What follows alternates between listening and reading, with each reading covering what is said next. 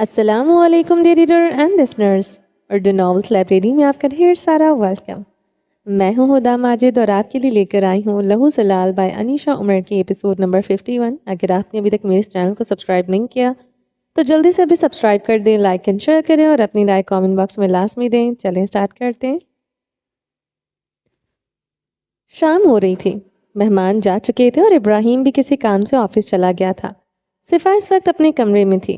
دینا اس کے پاس کھیل رہی تھی۔ اس کے فون پر کال آئی تو صفا نے کال اٹھائی۔ السلام علیکم امی، صفا کی آواز بھر آ گئی۔ وعلیکم السلام، کیسی ہو؟ امی میں ٹھیک ہوں۔ بابا کیسے ہیں؟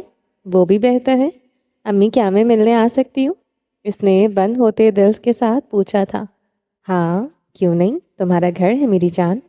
صفا کو تو اپنے کانوں پر یقین نہیں آ رہا تھا، مگر کچھ ہی دیر میں آواز کٹنا شروع ہو گئی۔ امی 1 منٹ میں باہر جاتی ہوں، موٹنے لگی مگر ایک نگاہ دینا پر ڈالی، پھر وہ بالکنی میں چلی آئی، مگر وہاں سے وہ پلٹی اور دروازہ اندر سے لاک کر لیا تاکہ دینا کھیلتے کھیلتے کہیں باہر نہ چلی جائے، اور سیڑھیوں کا خطرہ تھا۔ وہ کال پر باتیں کرتی رہی، آج نہ جانے کتنے دنوں بعد وہ دونوں ماں بیٹی یوں باتیں کر رہی تھیں۔ سلام ماما۔ ابراہیم مصروف سا لاؤنج میں داخل ہوا تو منال وہیں صوفے پر بیٹھی تھی۔ وعلیکم السلام، بچے کہاں ہیں؟ اس نے بیٹھتے ہوئے ادھر ادھر دیکھا۔ یاقوت اور مرجان پارک گئے ہیں اور دینا صفا کے پاس ہے۔ اور وہ ایک پل کو رکی اور پھر مسکرائیں، اور صفا اپنے کمرے میں ہے۔ انہوں نے بات مکمل کی تو اس نے ایک ترچھی سے نگاہ ان پر ڈالی اور اپنا موبائل نکال کر بیٹھ گیا۔ ویسے یہ جو جواد صاحب سے کب سے دوستی ہوئی بابا کی؟ کچھ ماہ ہوئے ہیں، تمہارے بابا کراچی میں ایک فارم کھولنے کا سوچ رہے تھے، تو جواد صاحب نے بہت مدد کی ہے ان کی۔ وہ لوگ مستقبل میں پارٹنرز بن سکتے ہیں۔ اچھی بات ہے۔ تم کاروبار میں کچھ خاصی دلچسپی لیتے دکھائی نہیں دے رہے۔ منال کو اس کا یہ بے پرواہ انداز کھٹکا۔ کیونکہ میں واپس چلا جاؤں گا، اس لیے یہاں کے کام پر اپنے کنٹرول میں نہیں رکھ کر سکتا۔ بابا کو بعد میں مشکل ہوگی۔ وہ مصروف سے انداز میں بولا تو منال کی آنکھیں حیرت سے پھیل گئیں۔ تم نے وعدہ کیا تھا کہ تم واپس نہیں جاؤ گے۔ وعدہ؟ ابراہیم ٹھٹکا۔ میں نے کب وعدہ کیا؟ منال ہڑبڑائیں۔ واقعی کوئی ایسا وعدہ نہیں ہوا تھا، وہ تو بس سفیان کی بات مان گیا تھا۔ مگر ابراہیم، تم واپس کیوں جانا چاہتے ہو؟ اب تو بچے بھی یہاں ایڈجسٹ ہو چکے ہیں۔ منال کے دل میں ہال اٹھے تھے، یہ سوچ کر کہ وہ دوبارہ چلا جائے گا۔ بچے یہیں رہیں گے، میرے وہاں کچھ ادھورے کام ہیں، وہ کرنے جاؤں گا۔ منال کو کچھ حوصلہ ہوا۔ تو کب واپس آؤ گے؟ انہوں نے ڈولتے دل کے ساتھ پوچھا۔ نہیں معلوم۔ وہ کندھے اچکا گیا تو ان کی آنکھیں پوری کھل گئیں۔ ہو سکتا ہے وہ کبھی لوٹ ہی نہ سکوں۔ وہ کس قدر شفاق تھا، اپنے الفاظ سے اگلے کی روح کھینچ لیا کرتا تھا، خاص طور پر ان کی جو اسے محبت کرتے تھے۔ امی، سعدیہ کیسی ہے؟ اس کو میرے پاس بھیج دیں ایک دن کے لیے۔ وہ بات کرتے کرتے پلٹی تو چھٹکی تھی کیونکہ کمرے میں بیڈ خالی تھا۔ دینا، صفا نے وہیں سے پکارا اور کمرے میں ادھر ادھر دیکھنے لگی، مگر اگلے ہی لمحے اس کا دماغ پھک سے اڑ گیا کیونکہ کمرے کا دروازہ کھلا ہوا تھا۔ دینا، اس نے اپنے سینے پر ہاتھ رکھا، موبائل بیڈ پر پٹکا اور وہ وہاں سے ننگے پاؤں بھاگی تھی۔ ابراہیم، تمہارے سینے میں دل ہے کیا؟ کیسے اتنی شفافیت سے ایسی باتیں بول دیتے ہو؟ تمہاری اپنی اولاد ہے، کیا اب بھی تمہارا دل ہمارے کرب کو نہیں سمجھتا؟ منال سر پیٹ کر رہ گئی تھی۔ ماما، کیوں اتنا اوور ری ایکٹ کر رہی ہیں؟ اس نے دفتر نگاہ گھمائی تو اٹھ کھڑا ہوا۔ دینا بھاگتی ہوئی آ رہی تھی، اس کے پیچھے صفا تھے۔ وہ صفا کی بات پر رکنے کے بجائے اس کو کوئی کھیل سمجھ کر مزید آگے بھاگ رہی تھی۔ دینا، صفا کی چیخ گونجی تھی اور ابراہیم نے وہ سیڑھیاں چند لمحوں میں پھلانگی تھیں۔ دینا جو کہ پہلے زینے پر ہی لڑکھڑائی تھی، ابراہیم کی آغوش میں تھی۔ یہ اللہ خیر۔ منال اٹھ کر پیچھے بھاگی تھی۔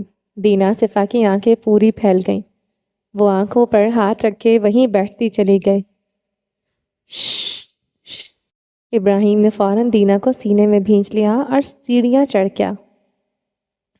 دینا اس سے کافی خوفزدہ ہو گئی تھی اور اس نے اب رونا شروع کر دیا تھا۔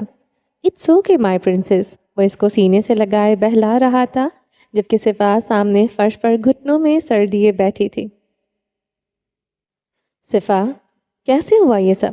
یہ تو تمہارے پاس تھی نا؟ منال اس کے پاس پہنچی مگر صفا اس وقت خود صدمے کی کیفیت میں تھی۔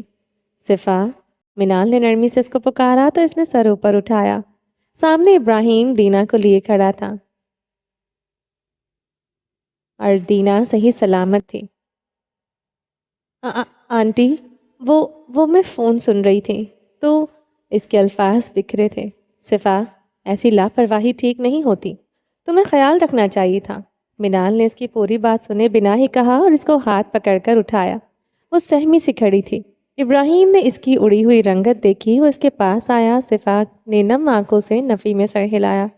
میں نے نہیں۔ وہ اپنی صفائی دینے کی پوزیشن میں نہیں تھی۔ ابراہیم نے کچھ نہیں کہا۔ اس نے دینا کو دیکھا جو کہ اب قدرے سنبھل چکی تھی مگر سامنے کھڑی لڑکی اب تک صدمے اور شوق کی حالت میں تھی۔ وہ 2 قدم آگے بڑھا اور صفا کے گال صاف کیے۔ صفا نے اس کا ہاتھ پکڑ لیا۔ ایبو، میں نے جان بوجھ کر نہیں، اٹس اوکے، ہو جاتا ہے، اس نے نرمی سے کہا مگر صفا اس کا ہاتھ پکڑ کر پھوٹ پھوٹ کر روتی تھی۔ دینا کو کھونے کا خیال ہی جان لیوا تھا۔ اس سے پہلے بھی دینا اس کی وجہ سے موت کے منہ میں پہنچ چکی تھی اور آج پھر سے۔ نہیں، سب میری وجہ سے ہوا ہے۔ اس نے چہرہ رگڑا اور سیلف بلیمنگ شروع کر دی۔ ابراہیم نے نفی میں سر ہلایا۔ ہاں، میری وجہ سے ہوا ہے۔ نہ میں کال سنتی، نہ دینا کو کمرے میں چھوڑ کر بالکنی میں جاتی، اور نہ ہی یہ سب۔ وہ دیوانوں کی سی حالت میں بول رہی تھی۔ دینا بھی رونا دھونا چھوڑ کر اس کو دیکھنے لگ گئی۔ صفا، چپ ہو جاؤ، ابراہیم نے ڈپٹا مگر وہ نفی میں سر ہلاتی رہی۔ منال نے ایک ٹھنڈی سانس خارج کی اور سیڑھیاں اتر آئی۔ میں معافی نہیں مانگ سکتی، کتنی بار معاف کریں گے، ہر بار میری غلطی ہوتی ہے۔ وہ نہ جانے کیا کیا کہہ رہی تھی۔ ابراہیم نے ایک ٹھنڈی سانس خارج کی اور اس کو اپنے قریب کیا۔ شش، کہاں نا؟ کچھ نہیں ہوا۔ کیوں ہلکان ہو رہی ہو؟ جب ایک نقصان ہوا ہی نہیں تم اس کا ماتم کیوں کر رہی ہو؟ وہ اس کے بال سہلاتے ہوئے کہہ رہا تھا مگر وہ روتی رہی۔ اف، کمال ہے، جس کو چوٹ لگنی تھی وہ چپ ہو گئی اور تم نے ابھی تک کھپ ڈالی ہوئی ہے۔ اس کا چہرہ اپنی سینے میں چھپاتے ہوئے ٹپٹ رہا تھا مگر وہ روتی رہی۔ دینا نے پھٹی پھٹی آنکھوں سے ابراہیم کو دیکھا۔ دینا میجک؟ اس نے اپنی خدمات پیش کی۔ ابراہیم مسکرا دیا۔ یس، دینا میجک۔ اس نے اجازت دی تو دینا نے صفا کے سر پر بوسہ دیا۔ صفا نے جھٹکے سے سر اوپر اٹھایا، اس کا چہرہ آنسوؤں سے تر تھا۔ اس نے دینا کا ہاتھ پکڑا اور دیوانہ وار چومنے لگی۔ آئی ایم سوری دینا، آئی ایم سوری۔ دینا نے دوسرے ہاتھ سے صفا کے گال صاف کیے۔ دینا، تمہیں چوٹ لگی ہے کیا؟ اس نے تسلی کرنا چاہی۔ دینا نے جلدی سے نفی میں سر ہلا دیا۔ آئی ایم سوری دینا۔ اس نے ایک بار پھر سے دینا کا ہاتھ چوما۔ شش، بس کرو۔ ابراہیم نے اس کو ساتھ لگائے اس کا کندھا سہلایا۔ دینا کا ہاتھ ابھی تک صفا کے ہاتھ میں ہی تھا۔ رات کی تاریکی چھائی تو اس نے غزہ کی اس تباہ حال بستی میں موجود اس امدادی کیمپ کو بھی اپنے لپیٹ میں لیا تھا۔ یوسف گہری نیند میں تھا۔ لیلا بھی شاید سو چکی تھی مگر سلویٰ ہمیشہ کی طرح اس وقت بھی جاگ رہی تھی۔ نہ جانے کن سوچوں میں گم تھی کہ اس کو اپنا حلق خشک ہوتا ہوا محسوس ہوا۔ وہ اپنے بستر سے نکلی اور خیمے کے اندر ہی کچھ فاصلے پر رکھے ایک پرانے سے واٹر کولر سے پانی پینے کے لیے گلاس اسے نیچے کیا مگر پانی بہت کم تھا۔ سلویٰ نے ایک ہاتھ سے ایک گلاس پکڑا اور ایک ہاتھ سے کولر کو پکڑ کر ذرا سا نیچے جھکایا۔ وہ کولر ایک پتھر پر پڑا تھا۔ پانی کے 2 گھونٹ گلاس میں آ گئے۔ سلویٰ نے کولر دوبارہ ٹکانا چاہا تو وہ لڑک گیا اور زمین پر گرا جس سے ایک آواز پیدا ہوئی۔ امو، امو، یوسف چلا اٹھا تھا۔ جی امو کی جان۔ لیلا نے اٹھ کر یوسف کو دیکھا۔ امو، حملہ، امو۔ وہ چیخنے لگا تو لیلا نے اس کو اپنے سینے میں بھینچ لیا۔ امو، آپا کہاں ہے؟ امو، حملہ ہو گیا۔ وہ سہما ہوا تھا مگر اس کو اس وقت بھی سلویٰ کی فکر تھی۔ سلویٰ پانی وہیں چھوڑ کر ان کے پاس پہنچی۔ امو، کیا ہم مر جائیں گے؟ وہ مسلسل رو رہا تھا۔ لیلا کی آنکھیں بھیگی۔ وہ اس کو گود میں چھپائے بیٹھی پرسکون کرنے کی کوشش کر رہی تھی، جبکہ سلویٰ بے بسی سے اپنی ماں اور بھائی کو دیکھ رہی تھی۔ کچھ دیر بعد یوسف کے رونے اور سسکنے میں کمی آئی تو لیلا نے نرمی سے اس کا چہرہ چھوا۔ میرا بیٹا ٹھیک ہے؟ اس نے محبت سے پوچھا تو یوسف نے پھیلی پھیلی آنکھوں سے ان دونوں کو صحیح سلامت دیکھا۔ سلویٰ نے یوسف کے ہاتھ پر ہاتھ رکھا۔ آپا، آپ ٹھیک ہیں؟ وہ ابھی تک گھبرایا ہوا تھا۔ آپ کو پتہ ہے ابھی حملہ ہوا، بہت شور تھا۔ اور اور اور کچھ نہیں ہوا یوسف، میں پانی پی رہی تھی اس لیے کولر گر گیا۔ سلویٰ نے نرمی سے اس کا ہاتھ لبوں سے لگایا۔ یوسف نے آنکھیں مٹکائی تو لیلا نے اس بات میں سر ہلا کر تسلی تھی۔ وہ کچھ ہی دیر میں پرسکون ہو کر لیلا کی گود میں سو گیا تھا۔ اب لیلا پر اس کی نیند حرام ہو چکی تھی۔ سلویٰ وہاں سے اٹھی اور آ کر اپنے بستر میں لیٹ گئی۔ وہ چت لیٹی ہوئی تھی، نہ جانے دماغ کے کونوں میں کیا چل رہا تھا، جو نشانی کے طور پر ایک آنسو پلکوں کے بند توڑتا ہوا بہہ کر اپنی کنپٹی میں اس کی کنپٹی میں جذب ہو گیا تھا۔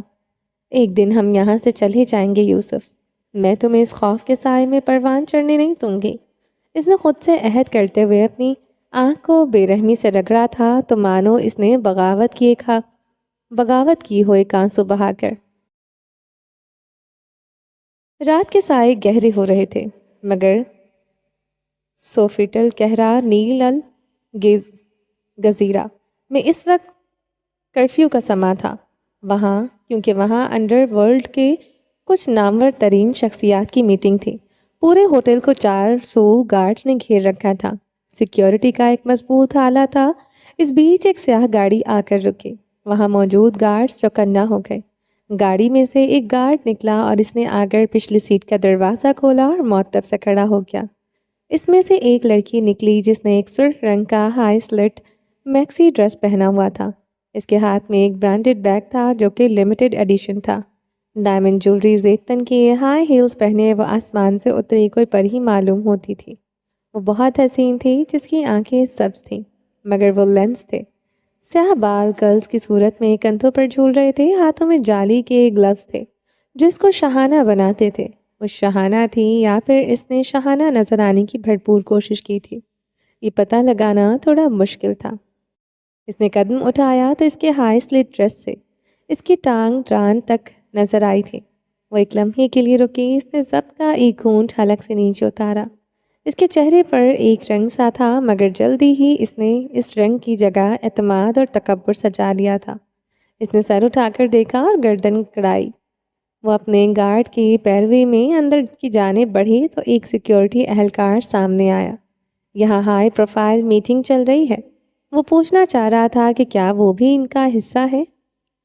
اس لڑکی نے اپنے عقب میں کھڑے گارڈز کو ہاتھ سے اشارہ کیا تو وہ چلتا ہوا سامنے آیا اور اس نے ایک انویٹیشن نکال کر دکھایا۔ سیکیورٹی اہلکار فوراً سمجھ کر راستے سے ہٹ گیا۔ وہ خرامہ چلتی ہوئی اندر پہنچی۔ اگر مجھے یہاں کچھ ہوا نا تمہارے باپ کو تو اپنے ہاتھوں سے قتل کروں گی میں۔ وہ ساتھ چلتے ہوئے گارڈ سے بڑبڑائی تھی، پہلے خود زندہ بچ جاؤ ان کے ہاتھوں سے۔ وہ بھی مکان کے انداز میں بولا تو اینا جبڑے بھینچ کر رہ گئی۔ آخرکار وہ ایک لفٹ میں پہنچے۔ لفٹ چلی تو اینا نے گہری سانس خارج کی۔ اس کا دل دھڑک دھڑک کر باہر آنے کو تھا۔ اس نے ایک نظر اپنے دائیں ہاتھ کی درمیانی انگلی میں پہنی ہوئی سیاہ زرکون کی انگوٹھی کو دیکھا، جو کہ کسی بھی عام انگوٹھی کے سائز میں ذرا بڑی تھی۔ جانتی ہو نا کیا کرنا ہے؟ گارڈ نے اس کی جانب دیکھے بنا پوچھا تھا۔ اینا نے ایک سانس اندر کھینچی اور پھر چھوڑ دی۔ ہاں جانتی ہوں، اس نے پورے اعتماد انداز میں کہا۔ لفٹ چوتھے فلور پر آ کر رکی تو اینا نے قدم آگے بڑھا دیے، جبکہ گارڈز اس کے پیچھے پیچھے چل دیا۔ وہ ایک نوجوان سا لڑکا تھا، 3 پیس پہنے اور کانوں میں ایئر پیس لگائے۔ وہ ایک آفیشل گارڈ معلوم ہوتا تھا۔ اس فلور پر بھی سیکیورٹی تعینات تھی، ہر سو گارڈز پہرا دے رہے تھے۔ اینا کے گارڈز نے جیب سے ایک کارڈ نکالا اور راستے میں آنے والے ہر گارڈز کے سامنے کرتا گیا اور ان کا راستہ چھوڑتے چلے گئے، حتیٰ کہ وہ لوگ ایک کمرے کے گلاس ڈور کے سامنے کھڑے تھے۔ اینا نے گردن موڑ کر گارڈ کو دیکھا۔ کوئی خطرہ ہو تو؟ جانتی ہوں، بس اپنے نیکلس کو ہاتھ لگانا ہے۔ اس نے خود کو نارمل رکھتے ہوئے کہا تو گارڈ نے سر ہلا دیا۔ اس نے آگے بڑھ کر دروازہ کھولا تو اینا اندر بیٹھ گئی اور گارڈ باہر باقی گارڈز کے ساتھ پہرے پر معمور ہو گیا۔ وہ ایک ہاتھ پر اپنا کوٹ لٹکائے گھر داخل ہوا تو لاؤنج خالی تھا۔ اس نے دفتن گھڑی پر وقت دیکھا تو 11 بج رہے تھے۔ وہ سر جھٹکتا ہوا سیڑھیاں چڑھ گیا۔ وہ اپنے کمرے میں جانے کے بجائے یاقوت اور مرجان کے کمرے میں گیا تھا۔ اس نے نرمی سے دروازہ کھولا تو اس کی توقع کے عین مطابق یاقوت تو سو رہا تھا اور مرجان بھی اس وقت گہری نیند میں تھا، مگر اس کے ساتھ ٹکی ہوئی صفا بے ترتیب سی بیک گراؤنڈ سے ٹیک لگائے ہی سو رہی تھی۔ اس کے ایک ہاتھ میں سٹوری بک تھی اور ایک ہاتھ اس کا مرجان کے بالوں میں تھا۔ اس کے سنہری بال اس کے چہرے پر بکھرے ہوئے تھے۔ ابراہیم نے تعصب سے سر جھٹکا۔ وہ ان دونوں کا کچھ نہیں کر سکتا تھا۔ اس نے اپنا کوٹ وہیں رکھے ایک ہینگر پر لٹکا دیا اور چلتا ہوا ان کے پاس پہنچا، صفا کے ہاتھ سے کتاب پکڑی اور سائڈ ٹیبل پر رکھی۔ اس نے جگانے کی نیت سے صفا کے کندھے پر ہاتھ رکھا تو وہ ہڑبڑا کر اٹھی۔ شش! ابراہیم نے ہونٹوں پر انگلی رکھ کر خاموش رہنے کو کہا۔ صفا نے آنکھیں کھولیں، بند کیں اور پھر کھولیں۔ اس کو سمجھ نہیں آ رہا تھا کہ وہ کہاں ہے۔ آ جاؤ۔ ابراہیم کے پیر ہی اس کے جوتے سیدھے کیے اور اس کو ہاتھ پکڑ کر اٹھایا۔ صفا نے بال کانوں کے پیچھے اڑسے اور اٹھ کھڑی ہوئی۔ نیند سے آنکھیں بوجھل تھیں۔ اس نے بمشکل جوتا پہنا۔ ابراہیم نے ایک ہاتھ اس کے کندھے کے گرد گھما رکھا تھا، اس کو وہاں سے لے گیا۔ دروازہ بند ہوا تو یاقوت نے آنکھیں کھول دیں۔ وہ چت لیٹا بند دروازے کو دیکھے گیا، پھر اس نے کروٹ لی اور اپنے تکیے کے نیچے سے ایک تصویر نکالی۔ وہ تصویر سامنے تو نیم تاریکی میں بھی اس تصویر میں موجود چہرہ چمک رہا تھا۔ اس نے وہ تصویر چومی۔ آئی لو یو ماما کہہ کر اس نے وہ تصویر اپنے سینے سے لگائی اور آنکھیں موند کیا۔ آپ کے لیے کھانا لاؤں؟ صفا نے کمرے میں آ کر آنکھیں ملتے ہوئے پوچھا تو ابراہیم جو کہ ڈریسنگ مرر کے سامنے کھڑا اپنے کفلنگز اتار رہا تھا، ٹھٹک کر اس کی جانب دیکھنے لگا۔ وہ بمشکل آنکھیں کھولے کھڑی تھی، بال بکھرے ہوئے تھے۔ وہ بھی ساختہ مسکرایا۔ وہ اس کی بیوی تھی، یہی ایک عجوبہ تھا۔ سو جاؤ آرام سے۔ وہ سر جھٹک کر رہ گیا۔ صفا نے اس کی جانب دیکھا، پھر وہ چلتی ہوئی اس کے پاس آئی۔ کیا چاہیے؟ وہ مصروف سا بولا۔ کھانا کھا لیا آپ نے؟ اس کے لہجے میں خالی پن سا تھا۔ ابراہیم نے کن اکھیوں سے اس کو دیکھا۔ تم نے کھا لیا؟ اس نے دونوں آستینوں کے بٹن کھول کر باری باری فولڈ کرتے ہوئے پوچھا تھا۔ اس کو یقین تھا کہ وہ بھوکی بیٹھی ہوگی۔ صفا نے جلدی سے اس بات میں سر ہلایا تو ابراہیم حیران رہ گیا۔ یعنی میرا انتظار بھی نہ کیا کسی نے؟ وہ اب جیبوں میں ہاتھ ڈالے کھڑا تھا۔ صفا نے نفی میں سر ہلایا۔ اس کے چہرے پر ایک لٹ جھول رہی تھی۔ ابراہیم نے وہ لٹ پکڑ کر کھینچی تو وہ کراہ کر رہ گئے۔ جب آپ کو ہماری پرواہ نہیں، ہم کیوں کریں؟ اس نے بال کان کے پیچھے کیے۔ بہت باتیں بنانی آ گئی ہیں تمہیں۔ صفا نے جلدی سے اس بات میں سر ہلایا۔ ابراہیم نے آنکھیں چھوٹی کی۔ اس کا انداز بدلا سا تھا۔ کچھ سونگ لیا ہے کیا؟ وہ مسکراہٹ دبا کر آ کر بیڈ پر بیٹھا اور اپنا لیپ ٹاپ کھولا۔ صفا وہیں کھڑی اس کی بات کا مطلب سوچتی رہی۔ نہیں تو؟ وہ آ کر اس کے سامنے بیٹھی اور لیپ ٹاپ پر جلدی جلدی کچھ ٹائپ کر رہا تھا اور وہ ایک ہاتھ تھوڑی کے نیچے ٹکائے اس کو دیکھ رہی تھی۔ کیا ہے؟ وہ جھنجھلایا تھا۔ آپ پیارے لگ رہے ہیں۔ اس نے پلکیں جھپکائیں۔ ابراہیم نے اسی انداز میں بیٹھے بیٹھے اسکرین سے نگاہ ہٹائی اور اس کو دیکھا۔ کیا چاہیے؟ وہ بولا تو صفا نے منہ بنایا۔ یعنی میری تعریف میں مطلب چھپا تھا؟ بتاؤ، اگر نہیں کچھ چاہیے تو سو جاؤ آرام سے آ کر۔ وہ دوبارہ لیپ ٹاپ پر نگاہیں جما گیا تھا۔ وہ کیا میں امی بابا سے ملنے جا سکتی ہوں؟ اس نے اٹک اٹک کر کہا تو ابراہیم نے سر چٹکا۔ اور ابھی کوئی کہہ رہا تھا کہ تعریف بنا مطلب کی ہے۔ وہ اس کو یاد دلا رہا تھا۔ صفا نے لفظ کاٹے۔ خیر، یہ دنیا مطلب پرستوں سے بھری پڑی ہے مس سٹیٹر۔ آپ اکیلی نہیں ہیں۔ وہ ایک ٹھنڈی سانس بھر گیا تھا۔ میں نے آپ کے لیے کچھ بنایا ہے۔ وہ مداوا چاہتی تھی۔ ابراہیم نے ایک ترچھی نگاہ اس پر ڈالی اور لیپ ٹاپ ایک طرف رکھا۔ اور اس نے ہاتھ بڑھایا اور اس کے دونوں ہاتھ پکڑ لیے۔ صفا کو سمجھ نہ آئی کہ ہو کیا رہا تھا۔ وہ اس کے دونوں ہاتھوں کو الٹ پلٹ کر دیکھ رہا تھا۔ کیا ہے؟ کیا دیکھ رہی ہیں؟ وہ جھنجھلائی۔ دیکھ رہا ہوں آج کہاں سے جلائے ہیں۔ وہ اس کی انگلیوں کو دیکھ رہا تھا۔ میں اتنی بھی پھوہڑ نہیں ہوں۔ صفا منہ بنا کر رہ گئی۔ اچھا کیا بنایا ہے؟ وہ بولا تو صفا آگے کو گھس گئی۔ وہ پرجوشی سے بتانے لگی، میں نے آپ کے لیے فرنی بنائی ہے۔ اس کے ہر انداز سے خوشی چھلک رہی تھی۔ وہ اس کو دیکھ کر رہ گیا، کتنی چھوٹی چھوٹی باتوں پر خوش ہو جایا کرتی تھی وہ۔ اچھا جاؤ لے آؤ۔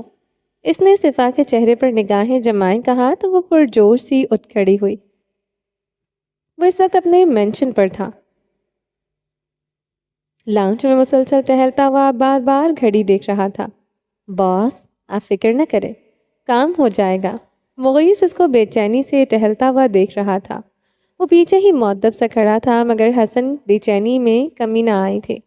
اتنی دیر کیوں لگ رہی ہے؟ اس نے اپنی شرٹ کا ایک اوپری بٹن کھولا تھا۔ باس اگر آپ کو اتنی فکر ہے تو ہم سامنے سے جا کر اس کو پکڑ لیتے ہیں۔ اس بیوقوف لڑکی کو بھیجنے کی کیا ضرورت تھی؟ مغیث نے بات مکمل کی تو وہ جھٹکے سے پلٹا اور ایک قہر بری نگاہ مغیث پر ڈالی تو وہ لرز کر رہ گیا۔ تمہیں کیا لگتا ہے میں وہاں جا نہیں سکتا؟ وہ تاریک آواز میں بولا تو مغیث نے تھوک نکلا، نہیں سر ایسی بات نہیں ہے۔ میں چاہتا تو آج اس ہوٹل کو راکھ کا ڈھیر بنا دوں، جہاں اس وقت وہ کتے میرے خلاف سازشیں کر رہے ہیں۔ اس کے لہجے سے تنفر ٹپک رہا تھا۔ مغیث سانس تک رک گیا تھا۔ مگر میں فی الحال صرف اس جوزف کو چاہتا ہوں، وہ بھی زندہ، تاکہ میں ذرا اس پر اپنا ہاتھ چلا سکوں۔ وہ کیا ہے نا، برسوں سے ہاتھ نہیں چلایا تو زنگ لگ جاتا ہے۔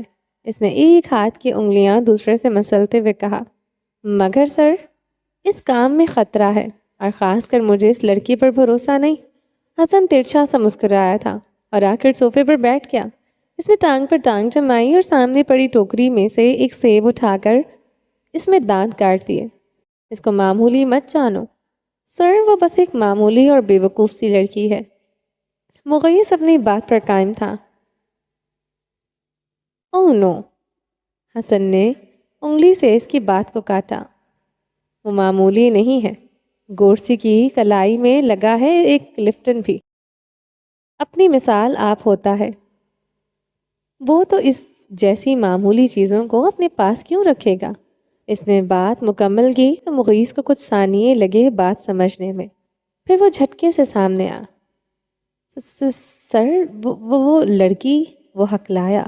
ہاں وہ گورسی کے لیے کام کرتی ہے، حسن نے پرسکون انداز میں کہا تو مغیث سر پکڑ کر رہ گیا۔ وہ پدی سی لڑکی اتنی بڑی سازش کے تحت یہاں پھر رہی ہے اور آپ نے اس کو پھرنے بھی دیا؟ پدی؟ حسن نے آئی برو سکیڑے۔ سر اس کی اتنی سی ہائٹ ہے اور دماغ دیکھیں کتنا تیز ہے، آپ کو چکما دینے کا سوچ کر چلی آئی۔ مغیث نے پدی لفظ کی وضاحت کی تو وہ مسکرایا۔ ہاں سمجھتی تو خود کو شرلاک ہومز ہے، مگر کہتے ہوئے وہ رکا۔ وہ ایک اور بار سیب کو دانتوں سے کاٹا، وہ ٹکڑا چبایا، مگر میری نظر میں وہ ہیری پوٹر کا ایک بدھو سا الو ہے۔ مغیث کے لیے ہنسی روکنا مشکل ہو گیا، وہ ابھی تک شوق کی حالت میں تھا۔ تو سر وہ کارڈ جانتا تھا کہ میرے مینشن سے گرد منڈلا رہی ہے، سوچا کیوں نہ خود ہی اندر بلا کر مہمان نوازی کر دوں۔ اب کوئی مہمان حسن کرداوی کی مینشن کے باہر کھڑا ہو تو کیا کیا جا سکتا ہے؟ اس کو اندر بلوا کر اس کی مہمان نوازی کرنا تو حسن کرداوی کا فرض تھا نا۔ اب کرداوی خاندان اتنا بھی برا نہیں ہے مغیث، اس نے سر چھٹکتے ہوئے کہا تو مغیث ششدر رہ گیا، اور آپ نے اس کو ایکسپیریمنٹ روم کی رسائی دے دی۔ اگر وہ خود کو شرلاک ہومز سمجھ کر خوش ہو رہی ہے تو ہونے دو نا، مجھے بھی مزہ آ رہا ہے۔ یا سیدھی؟ مغیث سر جھٹک کر رہ گیا۔ آپ اس بورسی کا کام تمام کیوں نہیں کر دیتے؟ حسن نے نگاہ اٹھا کر دیکھا تو اس کی آنکھوں میں پھر سے جلال تھا، جس نے مغیث کو ایک قدم پیچھے لینے پر مجبور کر دیا۔ دشمن کو مار دینے کا مزہ نہیں آتا، اگر دشمن مر جائے تو کھیل ختم ہو جاتا ہے، اور شیس حسن آفندی کو کھیلتی رہنا پسند ہے۔ اس سے میرے اعصاب حرکت میں رہتے ہیں اور دماغ تیز ہوتا ہے۔ مگر وہ آپ کو ایک دن ختم کر دے گا، پہلے وہ خود کو تو زیر کر لے۔ کیا مطلب سر؟ مطلب یہ کہ مغیث کہ میں نے گورسی کے آنگن میں وہ پودا لگایا ہے جس کی جڑوں کو وہ چاہ کر بھی نہیں کاٹ سکتا۔ وہ اپنی تاریک آواز میں بول رہا تھا، اور جب وہ پودا پروان چڑھے گا تو اس کے ہر پتے سے زہر خارج ہوگا جو اس آنگن میں کھلتے ہر پھول کو جلا کر راکھ کر دے گا۔ وہ زہر گورسی کی رگوں میں دوڑے گا، اور وہ چاہ کر بھی اس کو اپنی رگوں سے الگ نہیں کر پائے گا، اور اس کو اس زہر کے سامنے ہار تسلیم کرنی ہوگی۔ آخر اس کو بھی معلوم ہو کہ اپنی رگوں سے شیطانیت ختم کرنا کس قدر کٹھن کام ہے۔ وہ کمرے میں آئی تو اس کے ہاتھ میں ایک چھوٹا سا باؤل تھا اور ایک چمچ۔ اس نے دیکھا کہ کمرہ خالی ہے۔ یہ کہاں گئی؟ اس نے ڈریسنگ دیکھی اور واش روم کا دروازہ بجایا۔ یہاں ہوں میں۔ اس کو ٹیرس سے آواز آئی تو صفا باؤل لیے سلائڈنگ ڈور کے سامنے آ کر رکی جو کہ اد کھلا تھا۔ اس نے دیکھا وہاں 2 کرسیاں رکھی ہوئی تھیں۔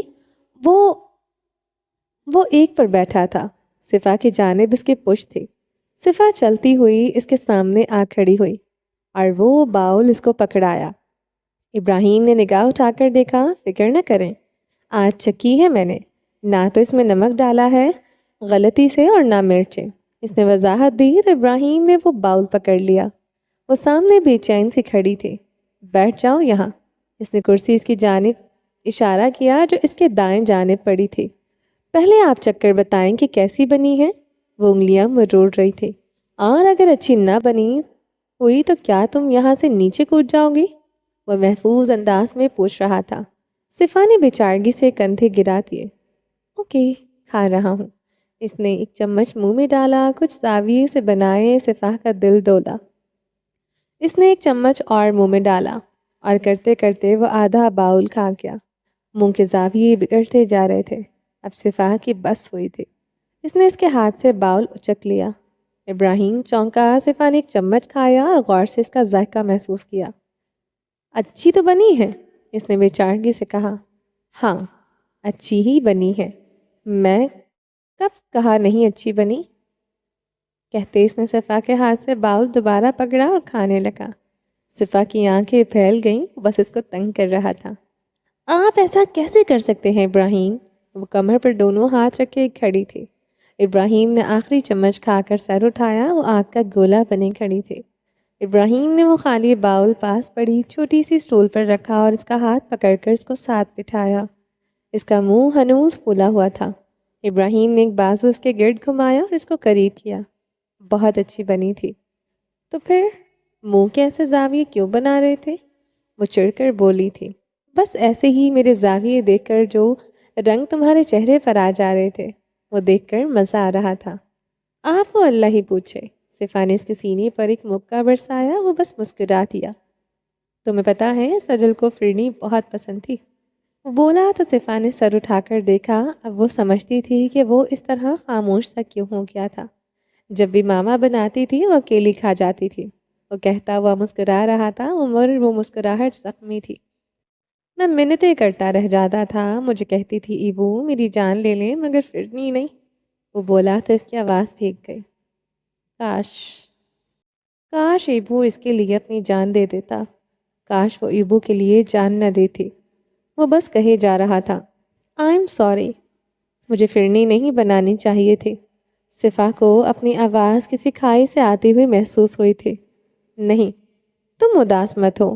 سجل کو تو میری زندگی کے ہر حصے میں شامل ہے۔ وہ ہمیشہ موجود رہے گی۔ ابراہیم نے اس کا سر دوبارہ اپنے کندھے پر ٹکایا۔ کچھ لمحے خاموشی کی نظر ہو گئے۔ وہ دونوں اپنے اپنے غم کو محسوس کر رہے تھے۔ ایبو، کچھ دیر بعد اس نے کچھ یاد آنے پر سر اوپر اٹھایا۔ ابراہیم نے دوبارہ اس کا سر کندھے پر رکھا اور بالوں میں انگلیاں چلائیں۔ آپ کو کچھ بتانا تھا۔ بولو۔ وہ آج شام جو بھی ہوا، جانتا ہوں بس ایک حادثہ تھا جو ہوا نہیں، بھول جاؤ اس کو۔ نہیں، مگر میں نے کچھ بتانا تھا۔ وہ میں نے دروازہ لاک کیا تھا اندر سے، وہ مدھم سی آواز میں بولی، مگر مجھے نہیں پتا کہ وہ کیسے کھولا۔ ماما میں ابھی تک سوچ نہیں پا رہی، اگر دینا کو کچھ ہو جاتا تو میں کبھی خود کو شش۔ ابراہیم نے اس کے ہونٹوں پر انگلی رکھی۔ کوئی وضاحت نہیں چاہیے مجھے، میں جانتا ہوں دینا جتنی مجھے عزیز ہے اتنی ہی تمہیں بھی، اس لیے میں کبھی تمہیں ذمہ دار نہیں ٹھہرا سکتا، مگر وہ دروازہ ٹھیک سے لاک نہیں ہوا ہوگا، اٹس اوکے۔ ابراہیم نے اس کو پرسکون کیا، مگر صفا کا دماغ بار بار اس بات پر جا رہا تھا کہ دروازہ کس نے کھولا۔ یہیں سونا ہے کیا؟ کچھ دیر بعد وہ بولا تو صفا فوراً الگ ہوئی۔ وہ دونوں اٹھ کھڑے ہوئے، ابراہیم اندر بڑھ گیا، صفا اسٹول سے باؤل اٹھانے لگی۔ وہ باؤل اٹھا کر پلٹی تو اس کی نگاہ دینا کے کمرے کی بالکنی میں کھڑی زہرا پر گئی۔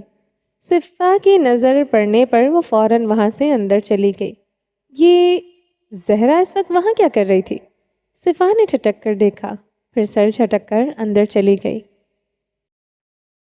ہوٹل کے اس کمرے میں 7 لوگ موجود تھے جو کہ بڑے بڑے عالیشان صوفوں پر براجمان تھے۔ اینا نے ایک نگاہ ان سب پر ڈالی اور ایک شخص جس کے یورپین نقوش تھے، اس کے بال بھی بلونڈ تھے، وہ چلتی ہوئی اس کے پاس آئی۔ باقی 6 لوگ بھی اسی کو دیکھ رہے تھے۔ ہائے جوزف، وہ مسکرا کر آگے بڑھی۔ جوزف نے اچنبھے سے دیکھا۔ آؤ مونا، مائی بیوٹی کوئین۔ اس نے ہاتھ بڑھایا، اینا وہ ہاتھ تھام لیا اور آ کر جوزف کے برابر بیٹھی۔ باقی لوگ کبھی جوزف کو دیکھتے تو کبھی اس لڑکی کو۔ واقعی جیسا سوچا تھا اس سے بڑھ کر پایا ہے۔ اس نے اینا کے چہرے پر ہاتھ پھیرا۔ اینا نے ضبط سے مٹھیاں بھینچ لی۔ حسین، ہم سے تعارف نہیں کرواؤ گے جوزف؟ ان میں سے ایک آدمی بولا تو جوزف نے مسکرا کر اینا کی جانب دیکھا۔ میری گوسٹ پارٹنر ہے یہ۔ اس نے تعارف کروایا تو سب نے حیرت سے دیکھا۔ میرے ساتھ ہی کام کرتی ہے، مگر ملاقات آج ہی ہوئی ہے۔ کیوں پریشیل پرل؟ اس نے کہا تو اینا نے چونک کر دیکھا۔ پریشیل پرل تمہارا گوسٹ نیم؟ ہاں ہاں بالکل، ہم ساتھ کام کرتے ہیں۔ اینا مسکرائی اور جوزف کا ہاتھ پکڑا۔ میں نے سوچا اپنے کام سے تو مسٹر جوزف کا دل جیت ہی چکی ہو، کیوں نہ آج براہ راست ملاقات کر لی جائے؟ اس نے جوزف کی جانب دیکھ کر آنکھ دبائی۔ بالکل صحیح سوچا۔ جوزف نے بازو اینا کے گرد گھمایا۔ اینا نے ٹانگ پر ٹانگ جمائی تو سلٹ ڈریس میں اس کی سفید ٹانگ ظاہر ہوئی۔ 6 لوگوں نے للچائی نظروں سے اس کو دیکھا تو جوزف نے ان کی نگاہوں کا تعاقب کیا۔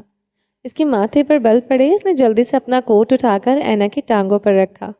اینا مسکرا کر رہ گئی۔ اس کو مارنے کے بعد مجھے یقیناً افسوس ہونے والا ہے، اس نے دل میں سوچا۔